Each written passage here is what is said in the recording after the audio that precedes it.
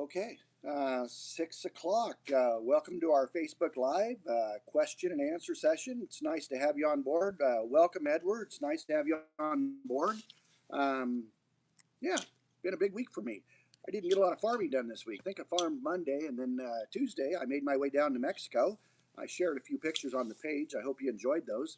I've been traveling to Mexico for about the last 30 years. Every state in Mexico, and over the years, been able to find some really good people that have been with us a long time. And boy, there's nothing like a really good, reliable workforce that once you got them trained, they come back every year and they know exactly what they're doing. Not just our H2A workforce, but our local workforce too. We need both, and they're a great combination for us. But I believe in having a relationship with our H2A guys, both here when they're here and also in Mexico. So I always like to follow them back home, and I did that this week. Went down into Oaxaca, into the mountains of Oaxaca, and the city of Oaxaca, and had a real productive, really good time. Yeah, don't forget to take time to travel. That's really important. But we are in between petal fall sprays now. We started out with our blossom sprays, and we've talked quite little bit about that. And then we went to the petal fall sprays for thinning, and that's behind us now. I'm looking forward to getting out in the field tomorrow and taking a look at that. Those work a lot better when you get some good temperatures. And well, it was 100 degrees down in Mexico, but my understanding is it was about 80 degrees here in Washington State. And boy, that's just perfect temperatures for chemical thinning. Not so hot that it scares you, that it overthins, and not so cool that it's not really working correctly, especially if you're using Carbaryl. So just perfect weather. So I'm anxious to get out in the field tomorrow and take a look at that, see how much fruit's thinned off. I'll try to post a video about that tomorrow. We'll get a look at how much fruit is shedding and kind of what that looks like. What we're really hoping for is to get a lot of those clusters thinned down to singles and in some cases doubles to point where we can come back and hand thin for a reasonable cost. Thinning is one of the big drivers of the cost of our labor.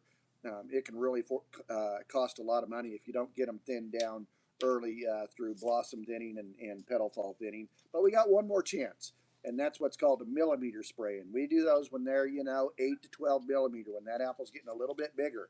And in some cases, we're going to take a look tomorrow, and there's going to be too much fruit, and we're going to have to go in one more time with a millimeter spray, a much lighter rate.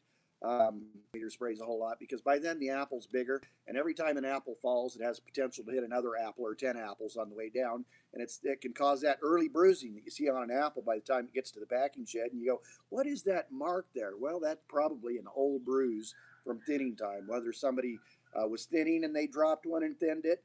And we'll talk about that a lot later. We'll talk about hand thinning.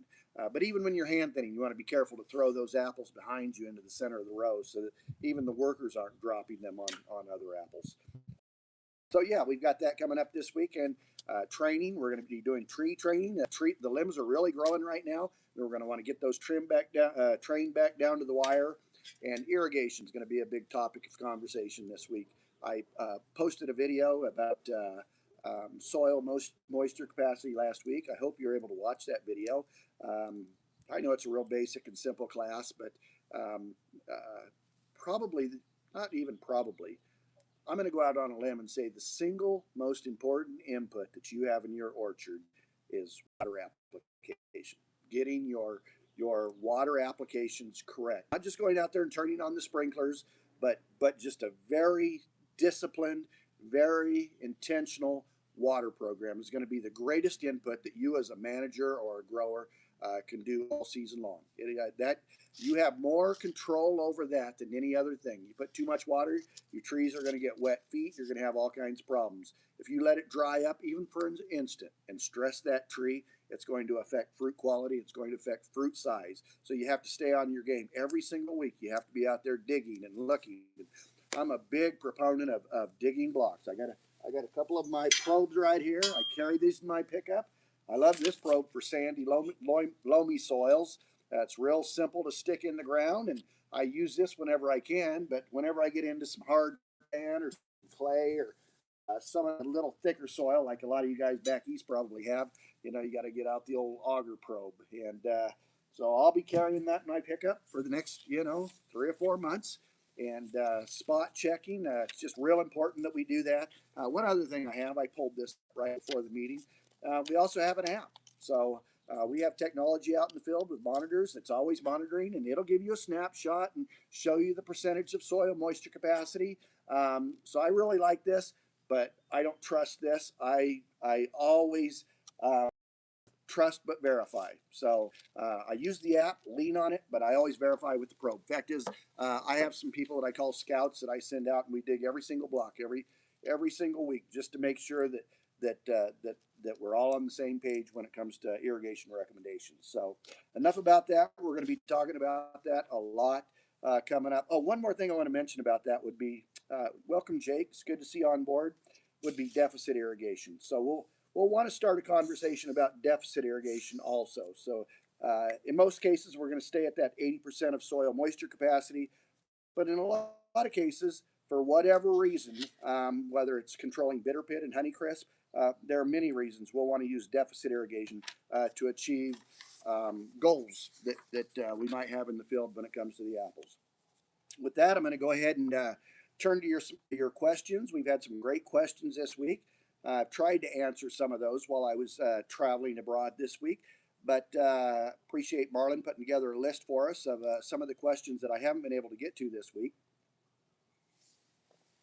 The first question comes from Bayou Koob, and he says, will you please tell us a little more about your fire blight protection program, and what are the resistant varieties that you recommend?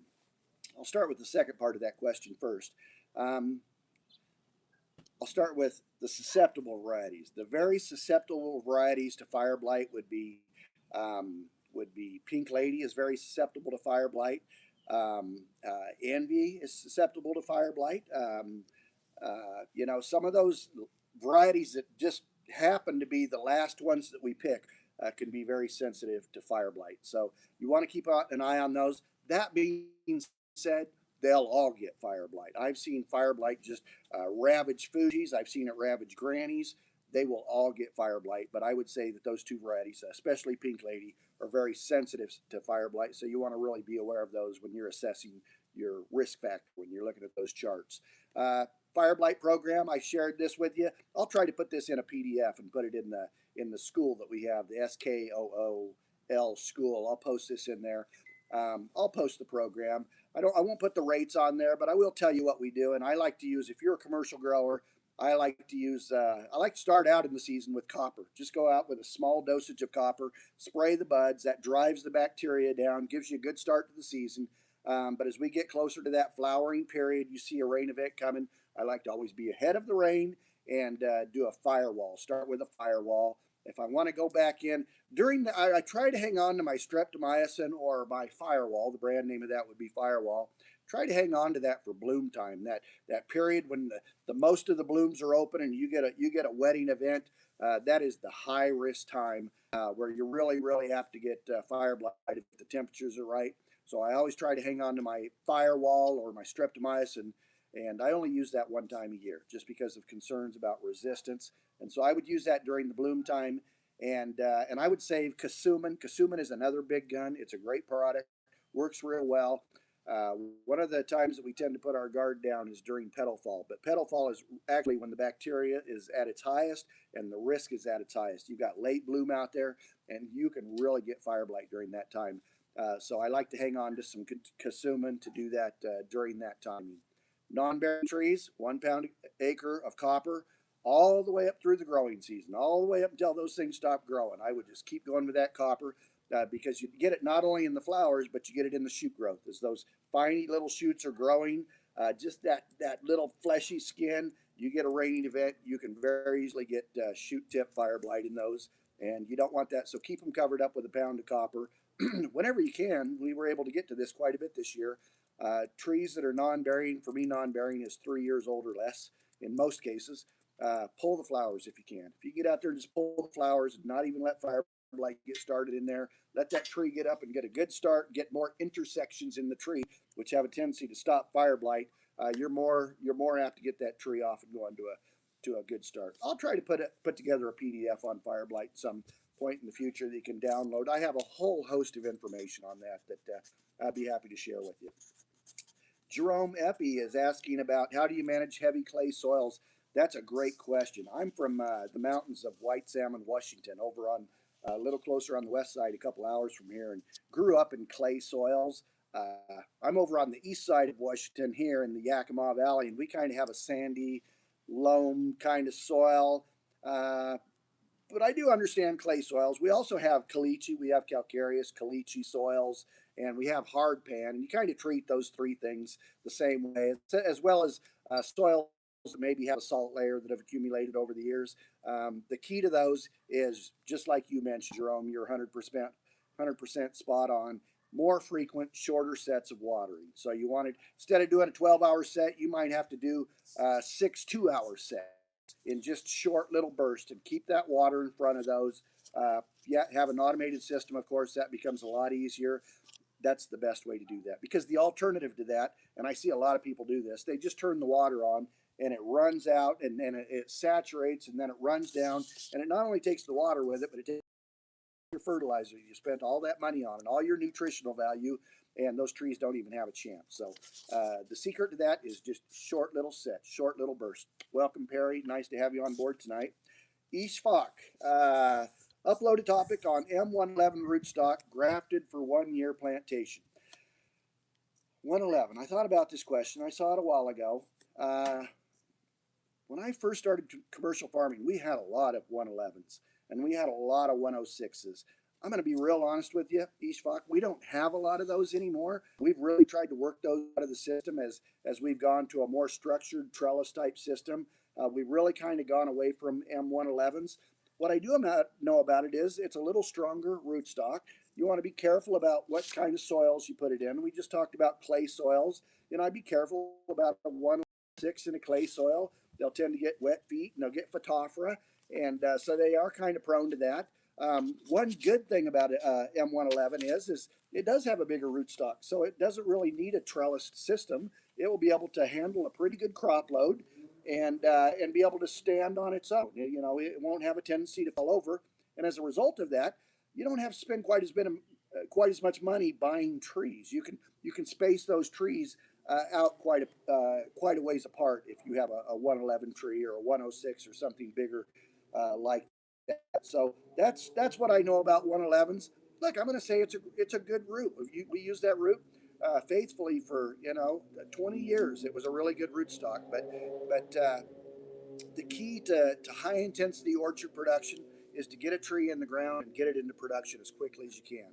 And we've been very successful in getting planting trees 2 feet apart, 2.5 feet apart, depending on the rootstock, and getting those up to the top of the wire and getting them into production, to where in the third leaf sometimes they're producing 35 bins the acre. And by the fourth leaf, we want those things really producing a crop, 45, 50 bins to the acre. So that's why we've gone to the smaller rootstocks and planting more trees so that we can get in production quicker. Thanks for the question. That was a good question. Umi says, what chemical is effective for leaf miner to control early? I'm not the best person to ask about chemical recommendations. I do have experience in it, but I bet there's probably 1,000 people, good entomologists on this channel that know a lot more about it than I do. So feel free on the page to chime in and help one another. I would say you want to use a imidacloprid, a spinosad. You can use spray oils if you're a commercial grower. You want to treat those when they emerge from the larvae, right after they hatch and right before they get into the leaf. There's some good products on the market, on the commercial market. Miners. Otherwise, you're going to have to settle for just some sort of a crop oil that you can buy at the hardware store or something like that. But if you're a commercial grower, you're going to want to use a imidacloprid or something like that. Yeah, consult your field man. If you commercial growers would know this, but if you're going to buy product from a sales company that sells products for orchards, they'll help you with recommendations in lieu of selling the product. So I would encourage you to do that if that works for you. Joseph has a question. He says, I'm new to apple farming. I experience a lot of flower abortions. Please tell more about lime sulfur. This question is a little bit of a conundrum in that if you have a lot of flower abortions, then lime sulfur probably is not the answer to the problem. If you're getting your queens, That's what we would do with the lime sulfur. We would want to go in and thin those clusters, but it sounds like your clusters are aborting on their own. So that's really a different problem, and I wouldn't put any lime sulfur on a tree like that. That is probably a pollination problem. There could be one of a few things going on. First of all, I would find out what tree you have, and you can Google it and match it up with the right pollinizer. You know, in other words, if you have a gala, you're going to want to, you know, some sort of a crab apple pollinizer, an Indian summer, or a gala. You want to find out what that matches up with. I mean, tree. We got to have a male tree and we have to have a female tree. So you need those male pollinizers out. So number one, make sure that you have a matched pollinizer out there. Number two, make sure that the timing of your pollinizers is correct. Sometimes I put pollinizers in a block, and I've gone out there and I look, and the crop itself is flowering, but the pollinizers are still in pink. They're not even flowering right now. So I don't have any chance of pollinizing this crop because my pollinizers aren't even open. So you want to make sure that you have the right timing of pollinizers in there too. Sometimes you got to get the timing right. So having the right pollinizer is very important. I like on apples, I like to have about 4% of pollinizers. If you have 120 of those trees spiked in, you want to have a pollinizer in there. If it's cherries, you know, you're probably going to want a little more than that. So make sure that you have enough pollinizers in there. What can you do? I think this is a different question. Somebody asked, what can they do if they don't get a set? We're going to come up to that question in a minute. There are a couple things that you can do. You can find some pollinizers from the neighbor that is open and go cut flowers and bring them over and set them by your bees so they can work off those pollinizers. You can buy pollen. There's companies out there like Furman Pollen here in the Yakima Valley that go out and actually harvest pollen from farmers like us, and they'll sell that pollen in the market. Yeah, so you can put pollen on the hives. You can blow pollen in through a fan on a four-wheeler. There's been some studies done at WSU about static sprayers that'll spray pollen through spray rigs. There's a number of things that you can do in a commercial setting, but even in a local setting, it could be as simple as finding a neighbor's pollinizer that's open and go and cut some limbs off of that and bringing it over to your beehives or whatever your source is. So I hope that helps. Charlie asked a question. He says, for a small grower in about a 10-acre setting, what would your spacing be on G935s? Each tree individually stakes, no trellis system. I assume that's Geneva 935, and I'm going to be honest, I have Geneva 890s and I have Geneva 936s. Is that right? 930? Yeah, 936s. I don't have Geneva 935, but I'm assuming it's between the 890 and the 935 that I have. Those are pretty good sized trees. Those got some horsepower on them. I planted some of those, and in the third leaf had those things, 40, 50 bins per acre. They'll get with the program, and I haven't seen any alternation in them. I think it's a great tree, and I think it's a great root, and I think you could get away with an individual stake on those. For me and my choice, if it was a 10-acre block, I would plant those on the row. The square of the block would be 600. The rows would be 600 feet long, and the width of the block would be 600 feet. So 600 by 600, that's 43,560 square feet. That's an acre. The spacing of my rows that I would do in a perfect world would probably be 12 foot, would be where you'd want to be on that. You don't want to waste any space. And those aren't giant trees, right? They're and they're not a dwarfing, but they're a semi-dwarfing tree. In the row, you can spread those a little further apart. And on our Geneva 41s and our Geneva 11s, we plant those 2.5 feet apart, but you could probably move those 935s, those 890s, those 969s. You can probably move those things 4 or 5 feet apart, depending on what your soil is. So something like that, what, a 5 by 12, 600 foot long rows, I guess would be a perfect world for me. I hope that helps, Charlie. From Anita, will Gala apples have a future or will they disappear? Well, that's a pretty open-ended question. At some point in the future, I think Galas will probably fall by the wayside, but I think it has a long future. I bet Gala's around for another 10 or 20 years, if I had to guess. It's a good apple, and it's a staple.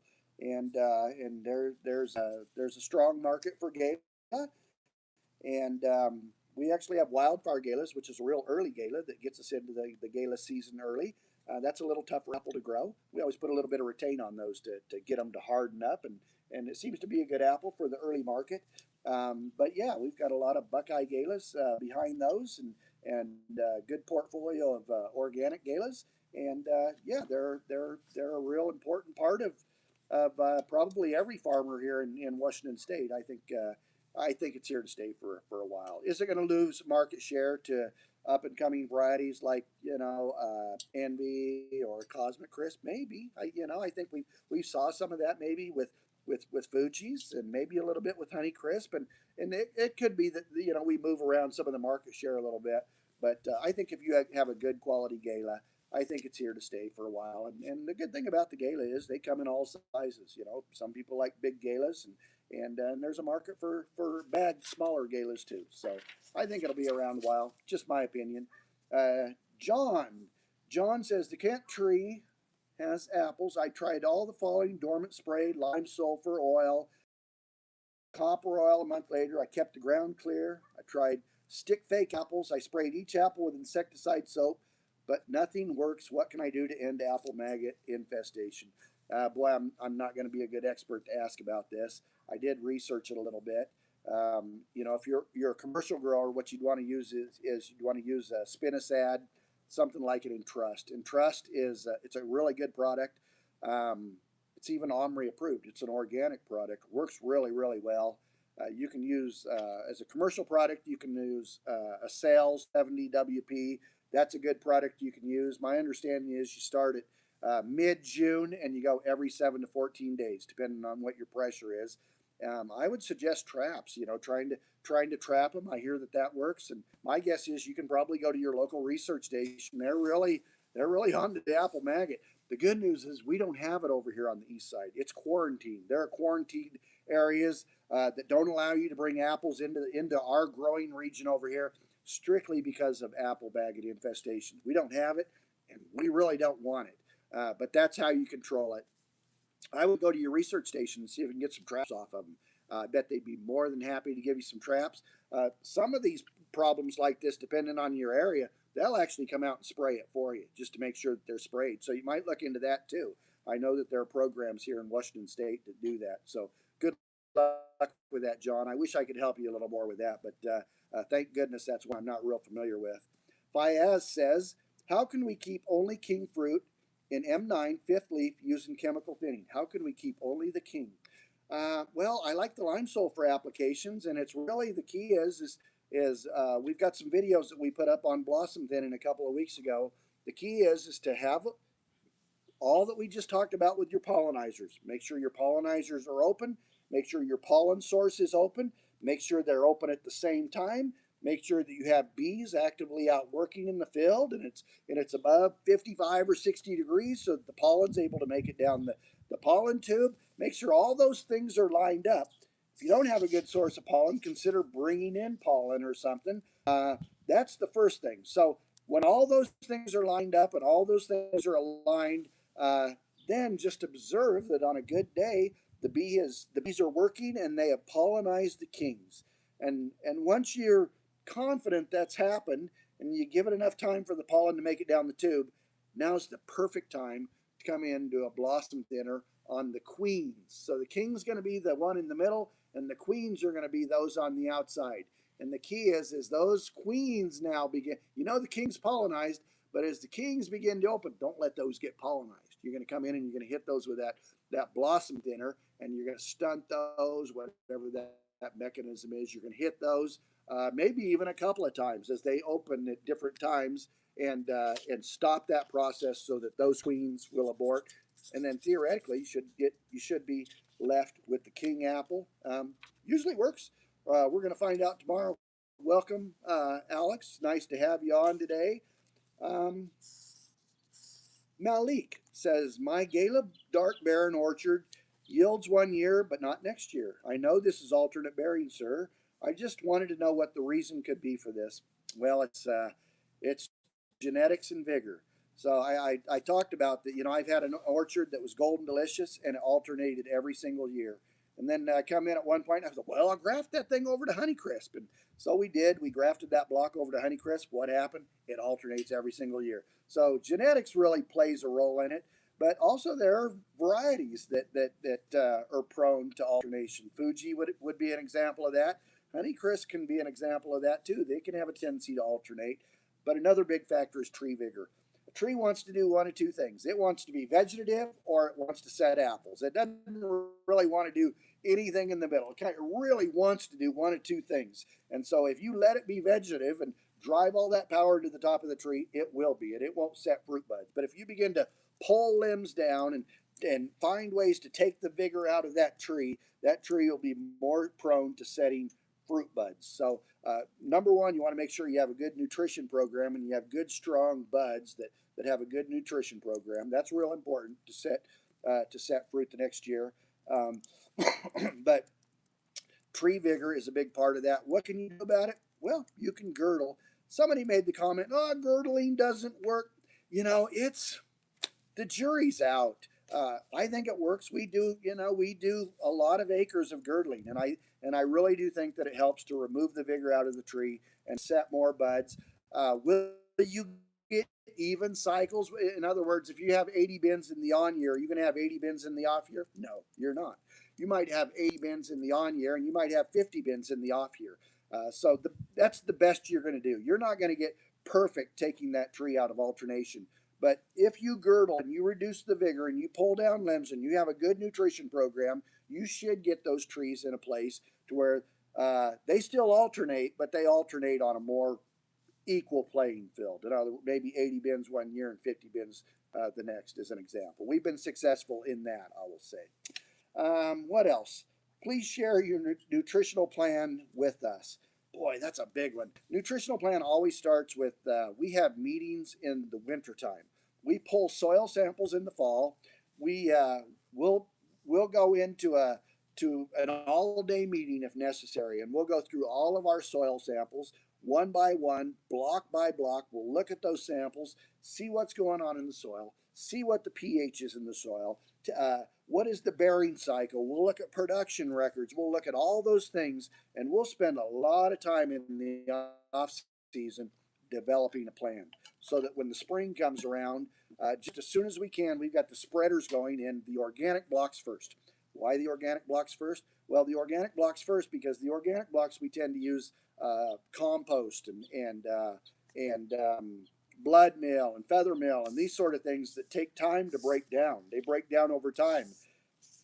Commercial products, not so much. On a synthetic product, they come pelletized and they're made to break down and get down into the system.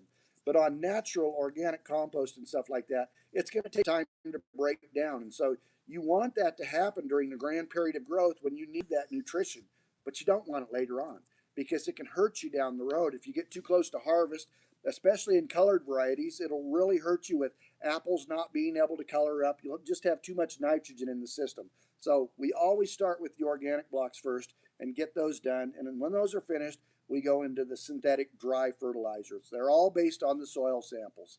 Once that's over with, this time of year, we're into fertigation. Any block that we're still trying to grow and still trying to fill wires, any block that's a little weak, we're fertigating.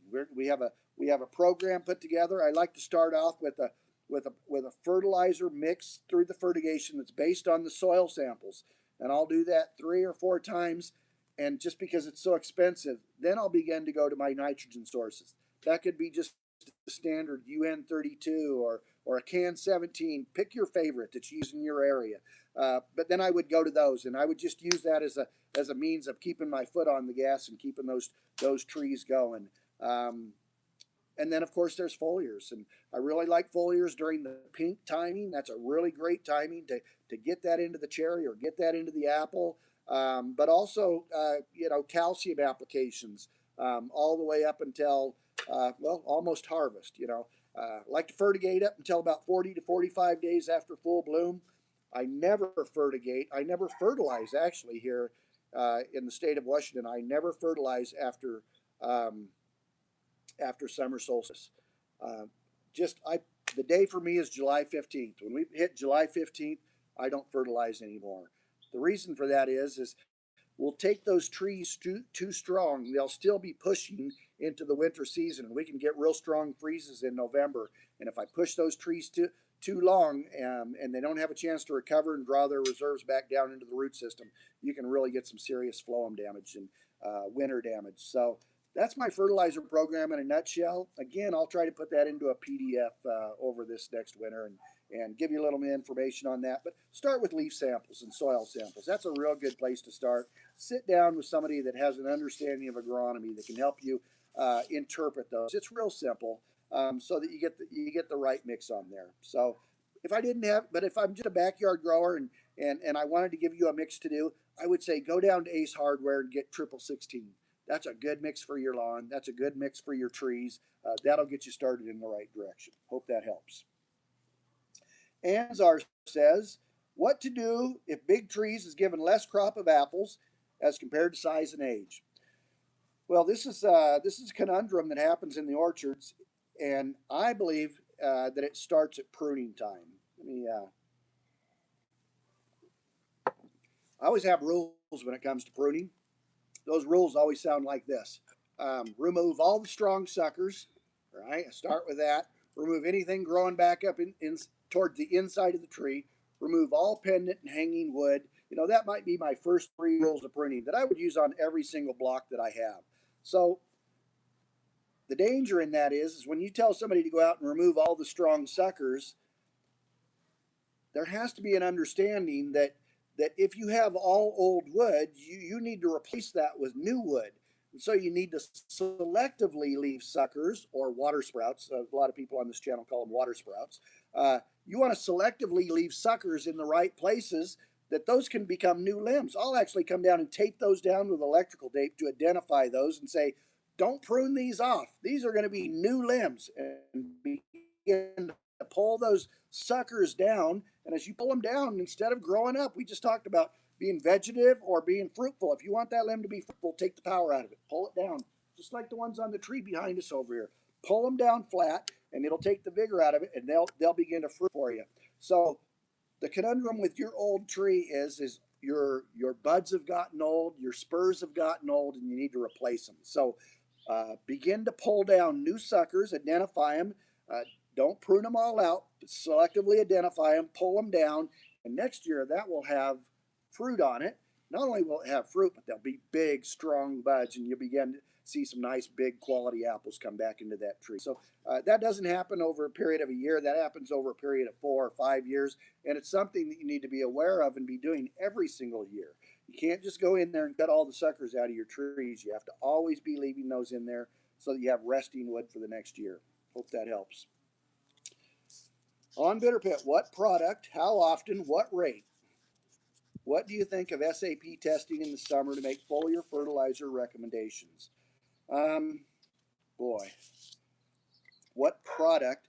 You want to use a good calcium product. We have some really good ones. Boy, they can really be expensive, but I like to do them during this timing to get that into the apple. It's really important.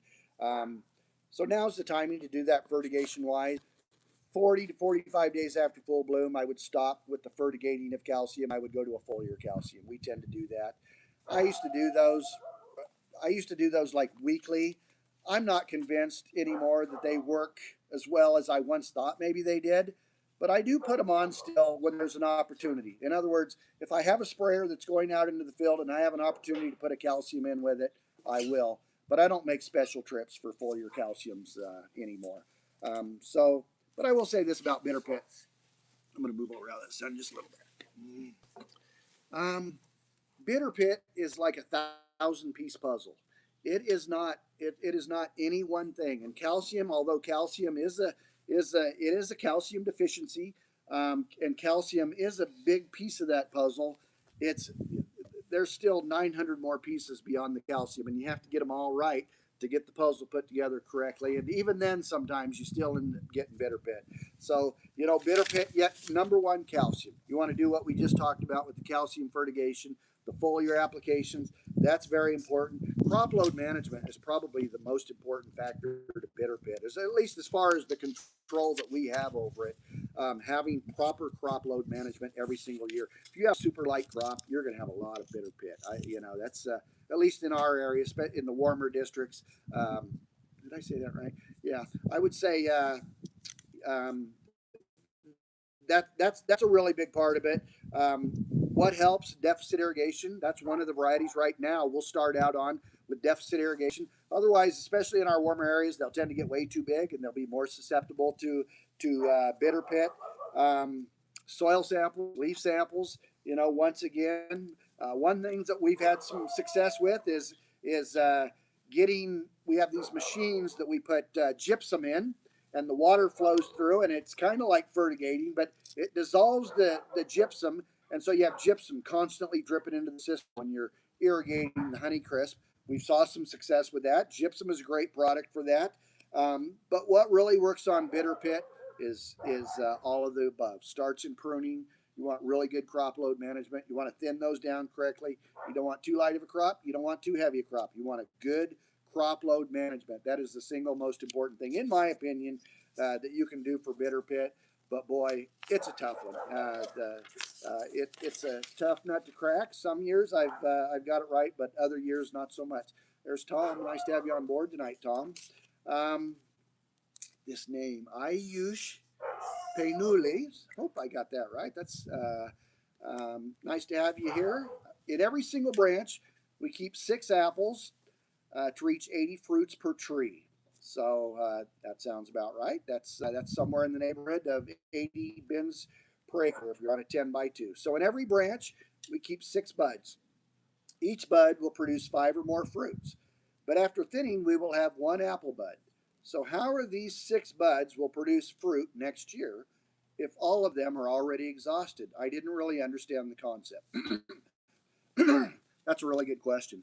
It's not something that we've touched on this year. I'm going to pull this over here. Can you see this thing?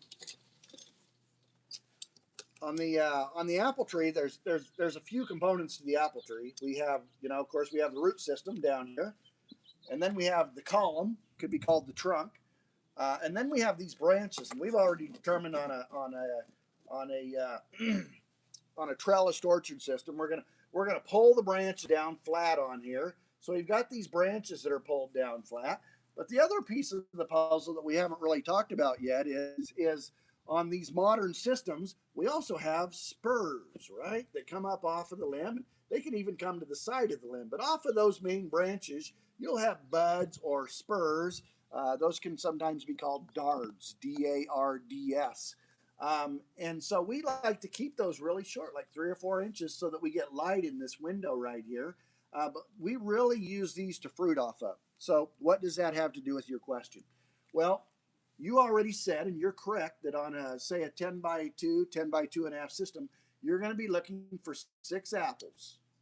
Right here, 6 here, 6 here, 6 here, right? 7 wires, 14 on the column. You're going to be right at about 80 apples if you have a 7-wire system. So, and that's an 80 bin per acre crop. That's a really good crop. But your question is if I thin all of those apples, if I leave only the king and I thin everything off, how am I going to have a crop next year? And that's a good question. What you really want to do is you want to make sure that these are a fist apart. In Spanish, to the guys, we call it a puño, a fist apart or 6 inches apart, so that each of those apples gets color and it's spaced along those dards or those spurs to where it'll get good size and it has some room. But next to this, the one that's not going to have an apple, that's going to be called your resting spur. And it's not going to have an apple on it. And this one here is going to be a resting spur, and it's not going to have an apple on it, right? We've talked about tree alternation, but really on limbs we have spur alternation. So this is going to be your resting spur next year. But next year, it's going to be your resting spur this year, but next year you're going to crop it. And you're going to crop this year here, but it's going to be your resting spur next year. So you're not only, what you're doing is you're alternating on the spurs. You're going to crop a spur one year, you're going to have a resting spur next to it, and they're just going to alternate. So that you always have crop on there. That's why it's really important that you get in there and you thin early, and you don't necessarily want an apple on every single spur on that tree. That's exactly why we want to get in there early and thin those. and get them spaced apart. So really good question. The short answer to your question is you want to leave resting spurs for next year. Um, Jonathan says, I'm always asked what I can spray on my trees in my backyard. Commercial growers are licensed to handle highly regulated products and have a lot to choose from. I'm curious as to what you would recommend for people with a couple apples and peach trees. Okay, that's a good question. I do, I have some friends and relatives that are backyard growers, and I try to help them. And even in my own backyard here, what I like to do is I like to come in the dormant when the buds are still tight. When they're just starting to push, I like to come in and spray a diazinon or something like that that you can buy from your neighborhood Ace Hardware store. They'll have products down there, a 7 or whatever, that you can go in and spray in the dormant season. That's the last time I would use a product like that. For mildew, you can get lime sulfur. You can buy that at the hardware store. That'll help you with your mildew problem in your roses or your trees, or whatever. I would try mildew. We're just talking backyards here. Also copper. I noticed when I was at my uncle's house the other day, his little orchard, he had spray bottles of copper in his back shed, and I asked him where he got them, and he got them at Ace Hardware. So there are some products at Home Depot and Lowe's that will help you with those basic sprays. You can also trap codling moth in apples. I've had some success doing that. Codling moth are a moth. You can use lights. I've seen those fly lights put out at night. They'll fly at night. I've seen those have some success. There are those type of things that you can do. I'd just be careful. I've really seen the industry change from the time that I was a young boy, and my dad would walk with a spray gun in his hand spraying with no suit on, and I would be driving the tractor with no suit on, and he would spray. And those type of days are long gone. We don't do that anymore. We really have integrated pest management programs in place that really take into consideration the entire ecosystem of your orchard or your trees. We want to know what's out there. We want to know not only what the parasites are, but we want to know what the predators are. And we carefully monitor those populations. And hi, Terry, it's nice to have you on board. We carefully monitor those, and we know what those populations are for. Why do we do that? Well, I was down in Mexico this week, way down in southern Oaxaca, up in the high mountains, out in the middle of nowhere. And you would think up in these high mountains there would be bear everywhere. You'd think there'd be deer everywhere, and coyotes and rabbits, and nothing moved. There wasn't anything there at all. And I asked my guides that were guiding me, I'm like, how come there's no deer, there's no bear, there's no coyotes? And says, well, they've killed everything. They just killed everything. And that, in the combination of from what I understand, heavy use of products like DDT years ago, and overhunting, you can just wipe out an entire ecosystem. Why do I bring that up? Well, it's the same thing in the orchard. It's the same principle. We really want to know what our predators are, and if we have enough predators out there, sometimes we won't even spray. So try products like this week. We're going to be releasing sterile moss. That's a biological way of controlling this by introducing the right predators out there. We're going to be releasing ladybugs this week for aphids. We'll be putting those out there. So the key is to maintain a good ecosystem in your orchard. In other words, we have products on the market today that will only kill a certain pest in a certain mode of action. It doesn't just go out there and wipe out everything. So I'm hesitant to give too many recommendations on backyard. I would just start with a dormant spray, and then maybe later on a lime sulfur for mildew or something like that. Consider bagging your apples. If you just have a few trees, you can buy little net bags on Amazon. You can bag those apples. You can also trap. I've had some success with bucket traps and buying a lure and trapping those. But the dormant spray is a real important one. I would get that on. I hope that helps. Rebecca says, she's just making a recommendation about products to the last question. She recommends All Seasons Horticultural Dormant Spray Oil. That's a great product. I should have said that. Thanks for bringing that up, Rebecca. And copper fungicide. Yeah, and again, you can buy that at Ace Hardware. So yeah, those products are on the market and available for backyard growers. This is from the school. It says, in my orchard, we have persistent problem of black aphids. They suck the sap and slow down the growth, and I want to know the best solution for it. Thanks. Boy, they can be tough. You know, aphids, they'll go after the weak tree. They'll, like any predator, they'll look for a weak host. And so the number one rule to aphids is have good, strong trees. Get your trees out of the gate. Make sure they have the right nutrition program, and out of the gate they're strong. That's number one for aphids. A good, strong tree will resist aphids on its own. So start with that. But also on aphids, oils. There are oils. We just talked about an oil over here. Crop oils that you can use. You can use a spinosad we talked about Entrust a little bit ago. You can use Entrust. Be careful with Entrust. Entrust is one of those that will do just what we talked about. It will kill a broader line of predators that may hurt you in another area. In other words, if you use Entrust, there's a high likelihood that you could end up with mites later because you killed your predators for mites. See how that works? But Entrust is a product that you can use, but beware. It can kill predators. Sea Light, there's a product out there that called Sea Light. Terry Plant says organic bags. I'm not sure. Organza bags. Oh, that's probably the bags that you put over the apples is what he's suggesting. So I've been seeing people use those, and I want to try some of them myself. Those look great. So thank you, Terry, for that. Sea Light is a product. It's almost like a Serenade, powdery white type product that will give you some protection. Be careful with some of those Surround and Sea Light products. If you go too heavy a rate on those can actually cover the leaves and turn them white and reduce photosynthesis in the plant. They can stunt the tree and stunt the growth of the apples. So I always use a half a rate of those products just so I don't stunt the tree and cause more harm than good. And again, a weak tree is a vulnerable tree to aphids and other problems. One thing we like to do for aphids is ladybugs. If you can find a source to buy ladybugs and put those out there, that's a great natural way to get rid of them. Even us in our large commercial organic orchards,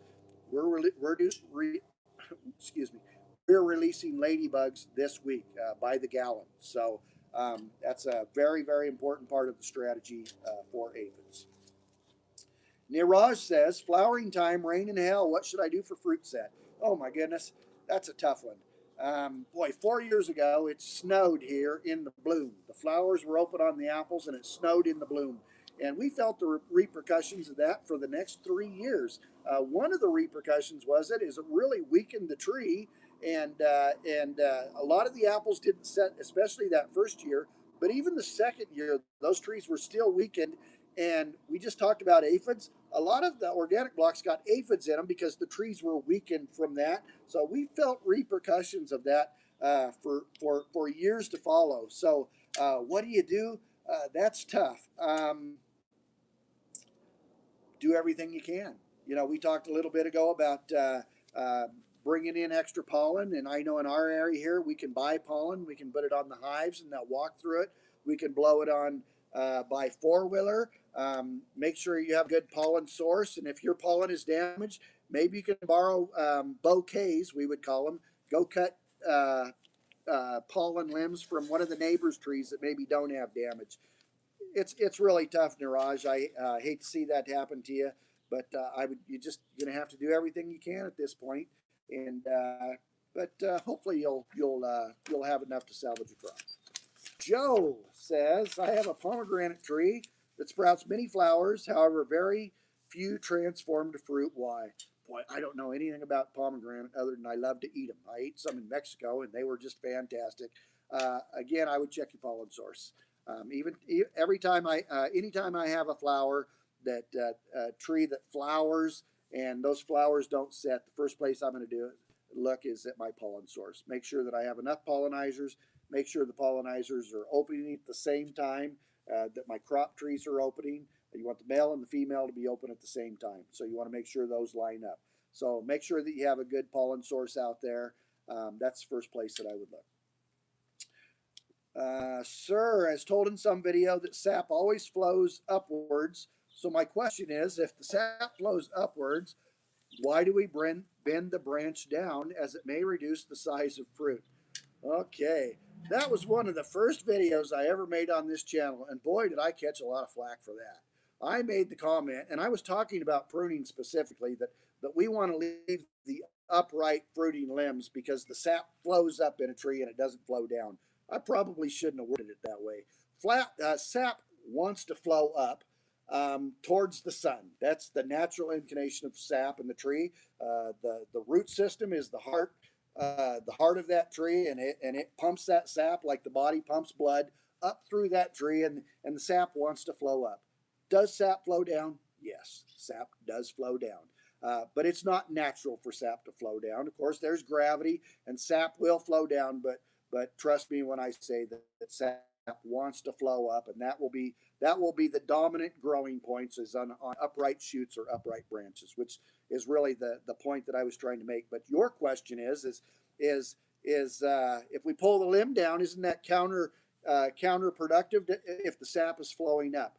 Well, if the sap is flowing up, like we talked about earlier, a tree wants to be either vegetative or it wants to be fruitful. So when that limb is flowing up, it could be that we set a terminal bud of fruit on the end of that, or that limb could just really just want to keep growing and it won't tend to set fruit buds.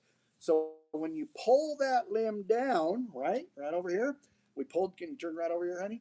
See, we had that upright limb here, right? There, and then we pull it down on the wire.